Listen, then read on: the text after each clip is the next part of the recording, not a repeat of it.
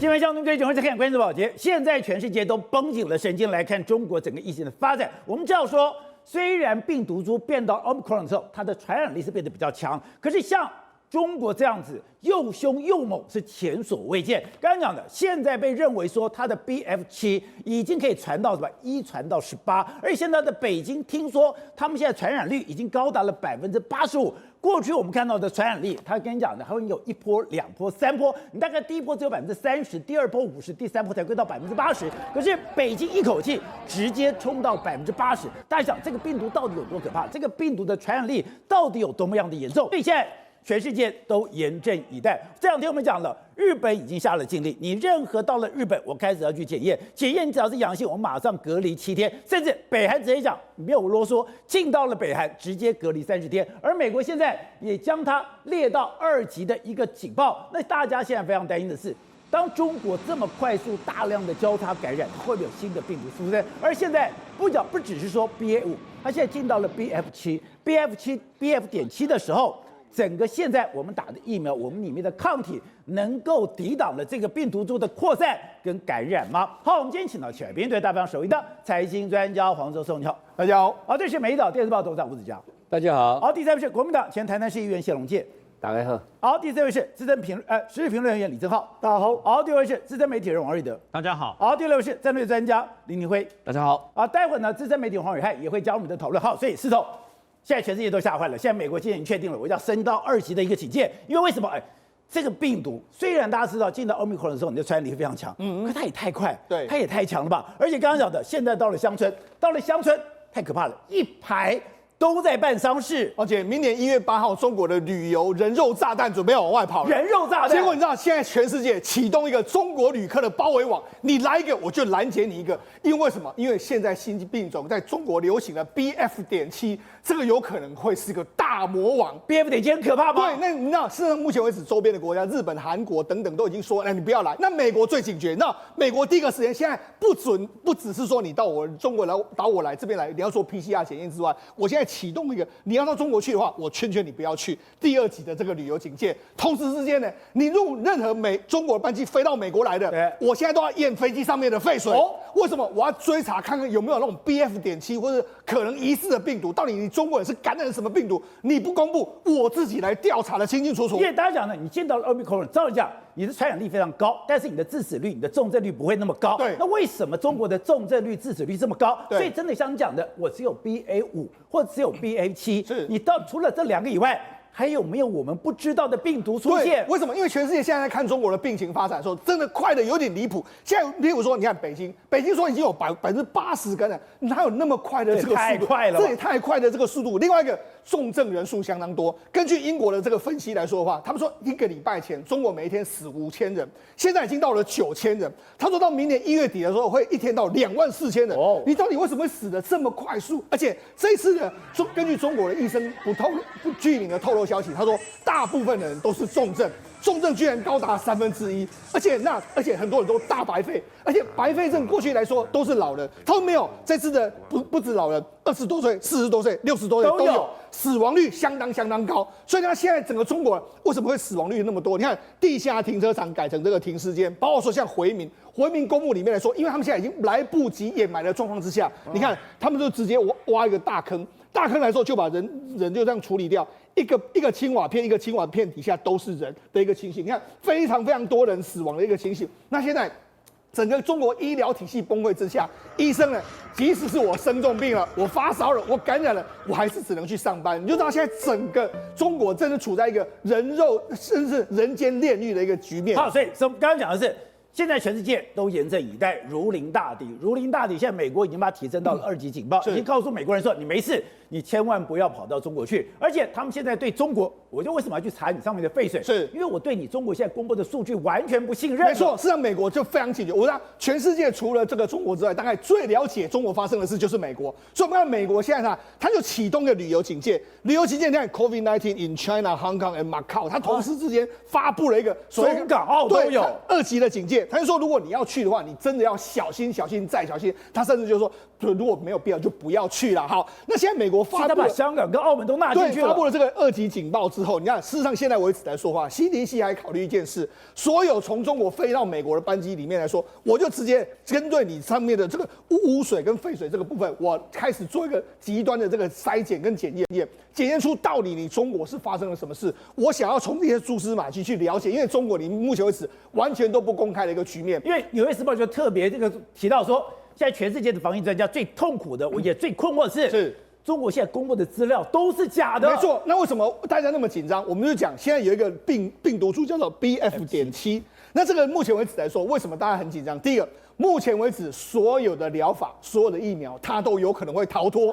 所以也就是说，为什么中国？你要想，中国也有打疫苗，他们也是打了各个科兴国药，那为什么完全好像面临到这一波毫无抵抗力的一个局面？当然，它疫苗本身就是很弱，但是问题是这个病毒株似乎是比大家目前想象中的病毒株都还要更强。你看，目前根据国外的分析是这样，他们在1月底会有来一波高峰，顶尖在3月底再一波高峰。那你看死亡人数，我就讲。原本一天是5000人，现在是9000人。他说1月23号的时候每天会来到25000人。那12月以来死亡人数是58万，但是到了明年4月底的时候会有170万。所以你就知道说，事实上现在全世界都想要知道到底是不是 BF.7。所以呢，事实上波士顿的这个相关的专家就说，还是很担心会有所谓新变异株。那我觉得现在可能新变异株真的已经在中国发生了。好，那让我们最担心是，本来说你进到了 Omicron， 那就是一个比感冒可能更严重一点，那就是一个上呼吸道感染。你可能喉咙痛，你可能肺脏不舒服，你会发烧。可是基本上你不要肺浸润的话，你还可以度过危机。可没有想到，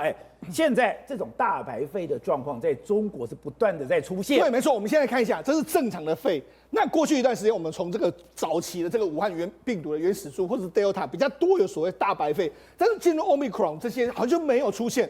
但是没想到，根据目前中国医生的说法，他是说中国某地的医生就是说，大部分的人重症1/3。那另外一个上海民众就说，我周边有2个人，一个是1983年，大概约莫是40出头，另外是1986年，这还不到40岁，就没想到脑干出血。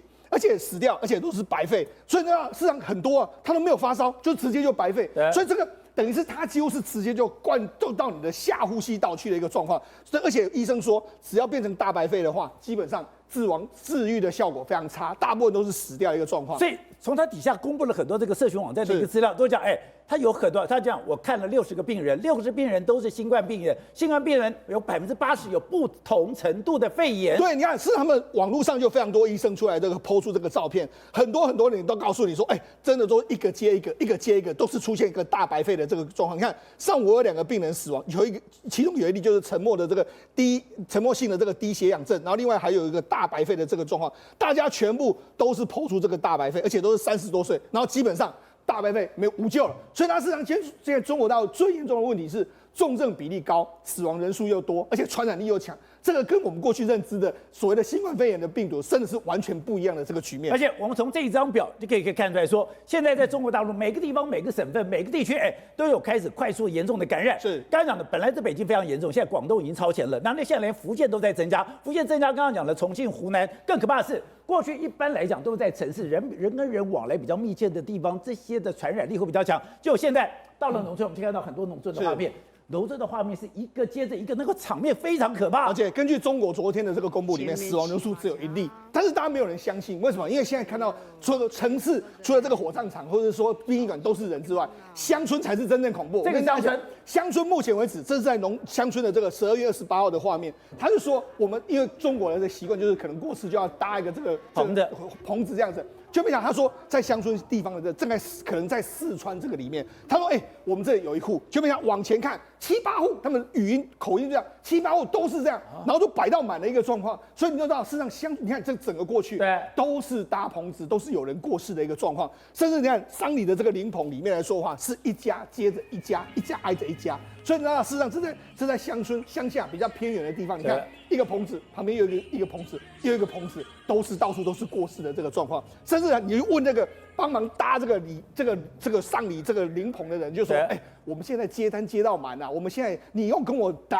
找我做，不好意思，我现在至少1月底，你不要找我。”我1月底，现在才12月底，对，他现在单子已经接到1月底了。1月底你之后你再来找我，我现在真的没空再理你的一个状况。所以那是呢，现在中国死亡人数真的比我们大家想象中都还要更多的一个状况。而且这2天，在网上广播了苏州市殡仪馆劳务派遣，对，劳务派遣刚刚讲的，我需要15个男的，6女的，8个女的，跟他们讲，我要去整容啊，一些是我没有钱的，对。居然给开出非常非常高额的费用，而且事实上现在为止来说，中国人数可能最需要最多的就是在殡仪馆相关的这个服务。你看，事实上这是苏州市的这个殡仪馆的这个劳务派遣活动哦。你看，他有15个男的，8个女的，当然有做一些相关的这个状况。他就说，月薪来说，你看这个月薪白班是2万2到3万8，然后夜班是3万2到4万8，然后化妆师来说的话4万6到8万，一个月保健那一个月钱，你知道这个是多少钱？一个月钱只有4000到1万8，现在已经要求最高有到8万，你就知道现在到底是多需要这些人。那为什么多需要这些人？你看也知道，现在中国大陆很多地方，我们看看。乡下可能都是搭棚子，在城市里面来说，就是地下停车场。地下停车场目前为止全部都已经改成，很多都改成停尸间，一个放一个，一个放一个，一个放一个。另外烧到什么？所以我们现在看到，现在是医院的走道，医院走道摆满了，医院走道摆满了，我就放方舱，方舱摆满了。放到地下停车场了，本来放在医院到走廊或是放在停尸间，后来放到这个外面来说话，那后来放在货柜里面，现在又放到地下室。所以呢，事实上现在整个中国死亡人数快速增加的速度，真的比大家都还要更想象中更快的一个状况。所以我们刚才讲的清华、北大。现在人民大学也抛出来说，他有很多教授病故了。对，我们看，事实上根据中国的这个首席科学家，这个跟流行病相关的，他就说，目前为止整个感染率已经超过了80%，甚至还有可能更高。所以就是说，这个进展的速度是比任何人想象都还要更快。那尤其我们就讲，最近一段时间，中国非常多高深的这个科技人员啊，或是说教授死亡，包括说人民大学啦、政法大学啦、北京大学啦、清华大学啦，甚至还有很多院士都过世。这个等于是对中国来说的话，不只是人命的摧残，一般民众可能很多人过世之外，连最高级的知识分子这一次也阵亡了不少。好，廷伟，你昨天就讲说，你现在看到有一些非常重要的军工人才，甚至非常重要的高科技人才，而且年纪不大，40岁到50岁，有的到接近60岁，居然一个一个的往生。好，那你刚才讲，你最近也跟北京做一个联络，他们的感染率是真的很可怕，所以现在外传说北京有80%以上的人感染，那不是假的，不是假的，因为我今天早上在跟确认几个比较好的一些教授，不过年纪都跟我差不多的，都比较年轻的哦。对，大概他们都已经阳过了哈。那阳过40几岁的，基本上我问过的，基本上是100%。那也就是说啊，如果按照这种推论来讲的话，北京应该是有85%以上，应该是个事实啊。对。那但是呢，老教授来讲可能就撑不住了，因为老教授体力比较弱一点了，要有很多其他的慢性疾病哦，所以很多老教授在这一波当中呢，当然就已经就往生了哈。不过呢，有一个讯息传出来，就是说在那个军事重镇的京西宾馆了，因为京西宾馆通常来讲是有在两会或者在党代表大会，这时候才会有一些灯火通明嘛。在京西宾馆在这1个礼拜内哦，基本上每天晚上都2/3的这个房间呢都是灯火通明的，都有人做，说都是有人在加班啦。为什么？因为那个解放军内部来讲，可能也是有庞大的这样的一个感染的一个情况哦。所以呢，其实哦，这个整个京西宾馆跟解放军的关系非常密切，而京西宾馆在这一段时间里面，每天灯火通明，对，每天晚上基本上2/3的办公室的灯都是亮着，因为我从外面看出去非常明显嘛。那如果说这个解放军的部门呢，他们如果没有事的话，因为明年3月才开两会啊，然后党代表大会10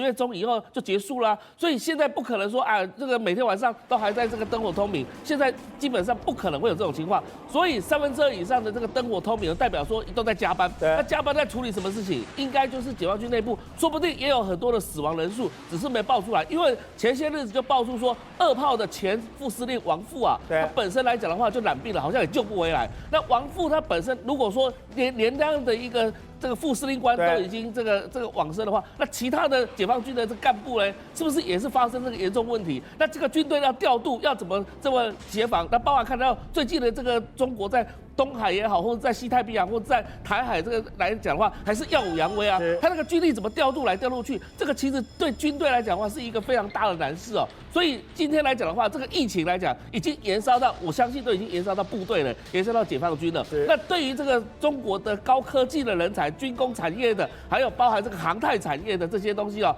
有可能哦都会产生一些断裂的效果。那所以呢，今天来讲的话，对于中国，他现在怎么样来收拾这个残局哦？因为很多的朋友跟我讲啦，大概在这个礼拜撑过来讲的话，下个礼拜他们可能就是会回到原本的正常的状态了。那如果这个礼拜撑不过的话，那下礼拜可能更加严重的话，可能全中国来讲的话，就会有大的这样的感染率哦。那所以对他们来讲哦，就是杨过总比说死在这个战场上还好。好，正好。昨天我们看到了，在上海郊区有一个小区的前面，就在烧火，烧火旁边讲说，他搞不好在烧尸体。我不讲真的还假，今天居然确认，那真的在烧尸体。为什么要这样烧尸体？因为他根本摆在家里，没有地方可以去。对，这昨天我们的画面，这个画面真的很惊悚，是上海一个小区的人在家里用手机看到下面，他说在烧某一个住户父亲的遗体。那个时候没有人敢确定真还假，对，有可能烧金纸啊，烧东西。可是今天当时就很困惑，说你到底在烧什么东西？火这么大。对，可是今天就有更多证据证明这真的有可能是真的。什么意思呢？导播我们带回来这边因为呢更多照片流出来。第一个，这边有近照，这个近照其实你可以看到是有很多家属围在旁边的，而且围在旁边有一种类似就是在举办这种丧礼的那种味道。这是第一件事。第二件事对，而且全部穿全身都是黑的，对，全部都就是很像围绕这个地方，对，很像在举办丧礼的东西。然后更多东西是这个讯息流出来，这个讯息我念给大家听这个讯息可能就是这个烧尸体家的儿子，他说他跟小区说，悠悠二村的居委会各居民，我的父亲在26日晚上10点30分去世，去世时是呈现阳性，但是整个殡仪馆爆满。27号，也就是昨天开始，我专门负责我父亲遗体的转用跟火化，就是找不到。他说，目前接尸的排期都排到明年元旦后，所以他将按照国家传染病防治法，在本小区自行找块空地焚烧尸体。他还说，如果有意见，赶快报警。如果没有意见也不报警，表示全体通过。因为这个他豁出去了。对，他原因是什么？因为这种算是国家传染病嘛，对不对？你确诊是你怕传染给更多人，要在24小时之内火化。他说，既然没有人接，那我只好按照这个国家传染病防治法来再处理。结果处理过程中，你看就有人把刚刚影片拍下来。这个影片拍下来，他说真大胆，既然有人在小区里面烧死人。但是这也是被逼出来，重点，解放后就没听说过有这种事，所以这件事情越来越有可能是真的。如果他有第一个，就可能第二个、第三个、第四，那个还得了？对，那就像他讲的嘛，现在整个中国乱象是解放后没出现过的事情嘛，而且呢，现在整个医院有多夸张？你看，我给大家看这种12月27号，上海复旦大学这个中山医院里面，你看真的是太多人了。一堆患者，你看坐在露天，就是边边吸氧气，你找不到床，你有地方坐，然后有氧气机吸，你已经偷笑。这是上海复旦大学，然后呢，另外一个医院呢，也是上海某家医院，重症患者已经露天安置。为什么露天安置？你看就在大街上，让你随便找张床。为什么？因为急诊被瘫痪了。然后呢，有人特别去空拍那种上海医院的大厅拍谁呢？一眼望去，这个大厅。只要是空间，全部都有病床，而且这病床上面全部是老人家，甚至呢，下一个画面，上海东方医院的太平间，哇，这看着真的是很惨，很多不宜入目的我们都把它马赛克。简单讲啦，这个拍摄者走到太平间之后呢，就发现好几个棺材，再往前走，看到10几具尸体就散落在这边，这表示什么？你根本没有人来收敛嘛。而且呢，上海医院的另外一家太平间也是用蓝色袋子，你看，这不是垃圾袋，这是太平间里面的尸体。现在上海的医院到底有多惨？我跟大家报告，华山医院现在上海华山医院关门，为什么关门？所有医生全部都确诊。普陀院区的中心医院里面急诊室40名护士只有40名全部阳性。上海交通大学附设的瑞金医院外科要跑去支援内科，里面的药剂科8成阳性，仁济医院的急诊31个医生，4个人没感染，不是4个人感染，4个人没感染，然后呢，护士6成都感染，这就是上海现在的状况。所以现在上海有篇文章，现在疯传，这个文章叫做《上海2000万人静默3个月的代价应该好好总结》。他说什么？上海那时候不是4、5月的时候4月封城，封3个月，对不对？封3个月，光是这封城，直接上海经济损失就是1兆人民币。如果到珠江三角洲的时候，好几兆人民币。可是他说，如果早知如此，何必当初？你那时候封城损失几兆人民币，可是现在忽然解封，人命也损失，人民币也损失。他说，你不如一开始两头空，对，两头空。你不如一开始在4月的时候就有序开放，你经济损失不要这么多，人命不要损失这么多。他说这个东西哦，你要想清楚为什么会搞到两头空。好，董事长，你之前就提到是中国现在最莫名其妙的是，你内部已经大爆发，你内部这个阳性感染率非常的强，你这个时刻你怎么会在等于说你不是对内开放，你对全世界开放？等于说刚刚讲的，意大利一个班机52%的乘客，这还没有完全开放之前呢，52%的人。你现在是有阳性，现在美国受不了了。美国现在干嘛？我已经把它升为2级了。升为2级不是只有针对中国，香港跟澳门都有。你中国不是要把大家给吓死了吗？我觉得我请问你，到目前为止有没有任何一个国家提出抗议？没有。就是老毛做个大尾啊，没人敢的销量嘛。这就是什么叫做老毛国家？这个架老毛，你看见没有？对。然后就把所有的病毒往全世界放，怎么样？他是故意的。不是，我不知道他们的灵魂深处想什么，我不知道。但是确实，中国的这些阳性病人全世界飞嘛，那所有的主要国家通通都受难嘛，是全世界紧张嘛，都事实嘛，然后没有人敢抗议嘛。所以我告诉你，叫我做大杯佬，大杯佬就知道这个我们电影的大杯佬嘛，就快有的大杯佬嘛，所以你就知道说什么叫做中国的黄祸，就是可见一斑嘛。它很简单啊，它罩不住了嘛，你叫它怎么办？怎么办？反过来你叫它怎么办嘛？而且我们跟你讲，这个事情10月底就已经发生了，就已经爆发了，对不对？而且他也跟你讲，我们就看现在还有一个说法更妙，你知道吧？还有人在讲说，你那个白纸革命啊，是不是共产党自导自演啊？你是搞一个白纸革命，对，搞得我好像在抗议全面啊！现在妈内部现在有问题，政权不稳定，神也是你，鬼也是你。神，我他妈两面都是你。我说好，你现在你说我风控，你不高兴对不对？好，那我就开，我开什么？全部开给你，看你怎么办。现在我跟你讲，风控的时候路上没有人啊。现在开的时候呢，也没人，路上也没人，对不对？现在有没有人白纸革命啊？没有了，没有人革命了，全世界没有人敢跟他啰嗦。你说这招厉不厉害？所以中国玩斗争不是我们可以想象的。这个就是他的智慧比全世界人都要高人一等。你怎么想要用这招怪招？想不出来。我们用结果论啦，我们其实有很多东西。因为我的师父许信良教我，他说你看一件事情，你不知道什么原因，但是最后谁得到利益，那个得到利益那个人，他就是这个策划的人。所以你看他到现在为止，我刚刚讲没有人敢骂老共，对不对？然后全世界紧张，然后他的白纸革命解决没了，他的财务的损失现在开始控制了，他的经济的断裂的问题，没有人敢抱怨了。他政权现在稳定的不得了，是吗？他每天在排人事，前2天把国台办主任也派了，对，这个也派了，那个也派了。你有看到他有困难吗？没有吗？可这个国家死这么多人，他今天不是要跟普丁要开始视讯啊？对不对？大家在猜啊，他根本不管你，他跟普丁视讯啊。对，这么奇怪，你这时候跟普丁视讯干什么呢？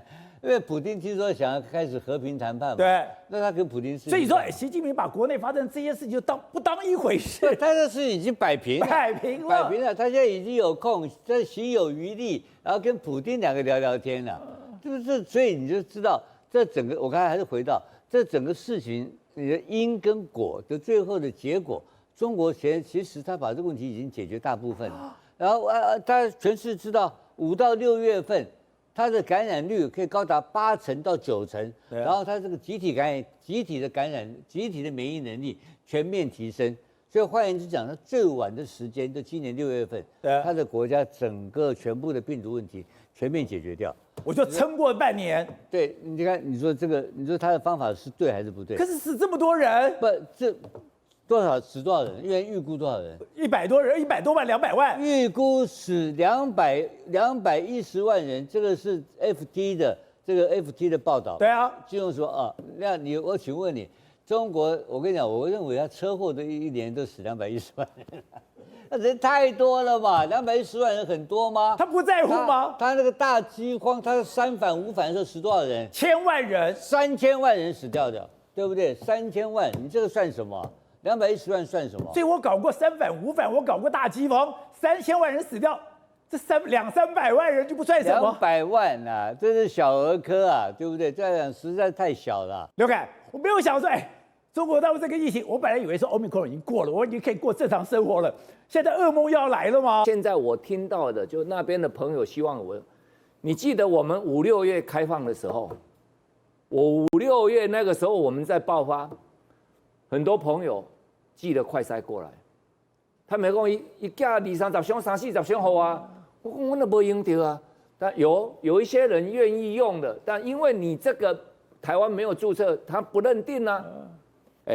我上个礼拜他们在缺快筛了，就他做了开放，那有一部分恐慌的心态会上来，所以大家也要抢退烧药，也要抢快筛。我讲服务处甲点点的内底剩几箱，剩30箱，赶紧甲寄倒去。就是这样嘛，因为迄阵因寄来，我们在恐慌嘛。那现在我们赶快送回去，所以你冷静看一下，数字看起来很惊悚，但事情的实际未必这么惊悚。好，对的。可是刚刚讲的，在台湾紧张的是，现在进来台湾现在是 BA5。那个 BF7 真的很可怕吗？然后你说那个 BF7 已经进来了，今天到目前为止，全世界的确诊人数65800万。那么全世界因为这个所谓的这个等于说 COVID-19 的死亡人数668万5千多个人呐。可你知道吗？今天最新的估计为什么？因为要算进去。那么中共这次呢开放了所谓的春运。那预估，因为过去3年几乎过年都没有办法回乡，所以这次有很多这个中国的这个老百姓呢，打算回乡下去探视自己的爸爸妈妈、阿公阿嬷，所以大概有8亿多人会这样流动。所以最新的估计，本来不是说死亡人数是100万人吗？对。最新的估计到明年3月，也就是春运结束过完年了以后呢，到3月1号为止。中国应该会有5.5亿人确诊，死亡人数现在从100万上修到255万人，重症上修到180万人，中症上修到300万人，而中重症的上修人数是，它会占用到中国的所有的医疗的住院的一个等于说能量。对。那刚刚讲的，现在在中国肆虐的一个 BF7，对不对？你说它进到台湾了，有3例进到台湾来了。已经有3例进到台湾了，不过这3例并不是从中国进来的，它是从包括荷兰、法国跟美国进来。但问题是，那么 BF7 进来到台湾，那是早晚的事，大家要有心理准备。BF7 其实还是 Omicron 的这个 BA.5 的这个相关的这个衍生的变种病毒啦，它的传播率更快。然后呢，当然目前为止说死亡率没有更高，但问题是。既然这样的话，那为什么中国老百姓这么多人死亡啊？虽然他们不承认，官方不愿意公布死亡人数，但目前看起来，大概连排火化都要1个月以后，死亡人数真的非常的多，很惊人呐。那么，其实我们的这个流行指挥中心呢，最怕的不是这个BF7呀，他最怕3种，各位你大概比较少听到 BA2.75、BQ1。XBB， 你们没有听过？